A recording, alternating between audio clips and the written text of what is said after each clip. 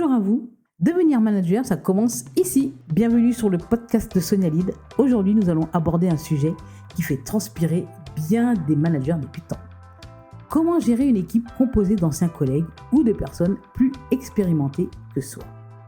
Et oui, du jour au lendemain, vous êtes passé du statut de collègue sympa à celui de chef. Et là, les questions affluent.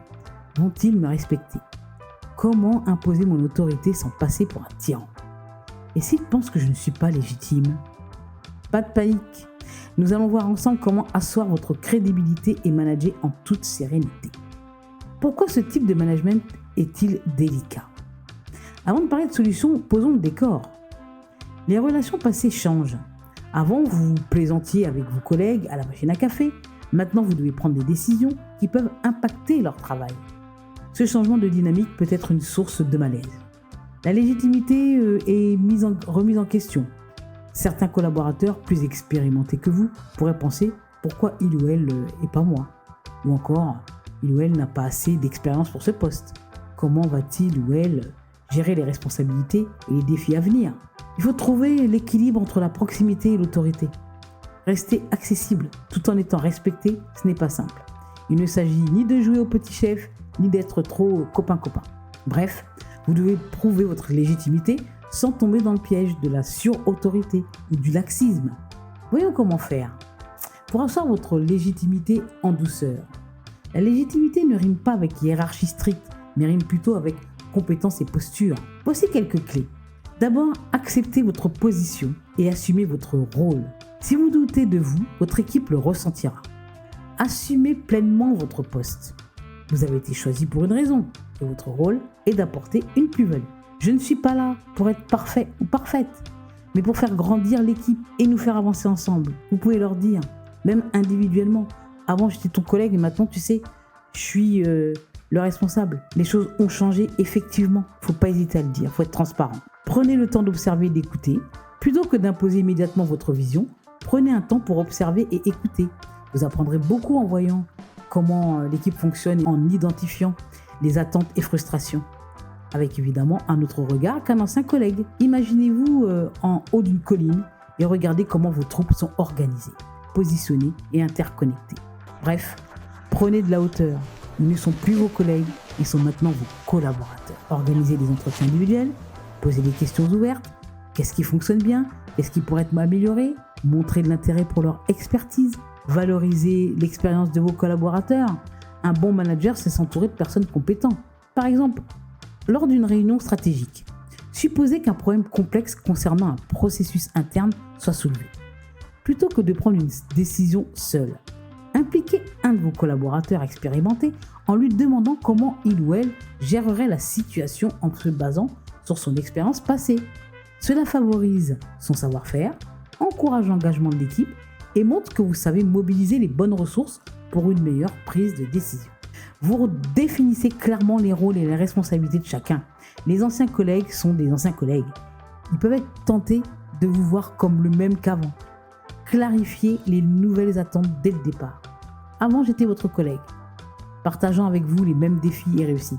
Aujourd'hui, mon rôle est de m'assurer que nous atteignions nos objectifs ensemble. En m'appuyant sur vos compétences, puisque je les connais bien, mes nouvelles responsabilités m'engagent pour vous guider vers de nouvelles aventures. Réussite, performance, cohésion et partage. Je vous le redis, il faut que vous trouviez un bon équilibre entre la proximité et l'autorité. Un bon manager doit savoir créer une relation de confiance tout en gardant une posture professionnelle. Il faut garder des relations cordiales, mais professionnelles. Si avant vous alliez boire un verre avec vos collègues, vous pouvez toujours maintenir des moments conviviaux, mais avec une distance respectueuse. À ne pas faire, évitez de prendre parti dans des conflits ou d'accorder des faveurs. Par contre, restez juste et équitable dans vos décisions. Instaurez une communication ouverte. Il faut encourager un dialogue fluide où chacun peut s'exprimer sans crainte. Organisez des points réguliers pour écouter les feedbacks et expliquer vos décisions. Ne cherchez pas à être aimé à tout prix. Votre rôle est d'être respecté pour vos décisions et votre posture. Chercher à plaire à tout le monde mène souvent à des choix inefficace. Si vous devez trancher sur un sujet sensible, expliquez votre décision avec transparence. J'entends votre préoccupation. Voici pourquoi j'ai pris cette décision et vous donner tout ce qui peut leur permettre de comprendre cette prise de décision. Gérer les résistances et les tensions, c'est possible. Que certains collaborateurs aient du mal à accepter votre rôle. Voici comment les gérer. Identifiez les résistances et leurs causes. Parfois, la résistance vient de la peur du changement ou d'une frustration non exprimée. Discutez avec les personnes concernées pour comprendre leur point de vue. Adoptez une posture ferme mais bienveillante.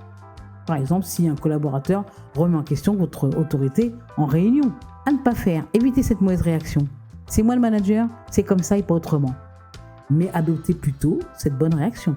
Je comprends votre point de vue, mais nous devons avancer. Mon rôle est de prendre cette décision idéalement en concertation avec vous, bien sûr. Transformez les sceptiques en alliés. Parfois, il suffit d'impliquer davantage une personne sceptique dans une mission clé pour qu'elle s'investisse et reconnaisse votre leadership. Piloter l'équipe vers la réussite, ça c'est pas compliqué. Un bon management ne repose pas que sur l'autorité, mais aussi sur la vision de l'accompagnement. En clair, vous fixez des objectifs compréhensibles et ambitieux. Donnez des feedbacks constructifs. Vous encouragez l'autonomie et la montée en compétences. Tout ceci, on l'a déjà entendu dans tous mes podcasts. J'en parle tout le temps parce que c'est la base. On arrive maintenant à la conclusion, doucement mais sûrement. Et ce que vous devez retenir. Acceptez et assumez votre rôle avec confiance. Vous l'assumez. Prenez le temps d'écouter et de comprendre votre équipe. Valorisez l'expertise de vos collaborateurs plutôt que d'essayer d'imposer votre vision immédiatement. Établissez une relation équilibrée entre proximité et autorité. Gérez les résistances avec bienveillance, mais sans perdre votre posture de leader. Si je vous confiais une mission, votre mission du jour, si vous l'acceptez, eh bien appliquez ces conseils dès aujourd'hui. N'hésitez pas à faire le point et renforcer votre posture. Testez-la. Et surtout, souvenez-vous, un bon manager n'est pas celui qui sait tout, mais celui qui sait s'entourer et créer un environnement de confiance et de performance. Si vous n'êtes pas encore abonné, n'hésitez pas à le faire. Je vous remercie de votre écoute et je vous dis à très bientôt pour un nouvel épisode. N'hésitez pas à me dire s'il vous a plu et à laisser un commentaire si vous voulez partager votre expérience. À bientôt. Merci de votre écoute. Manager débutant, manager débutante, vous n'êtes plus seul.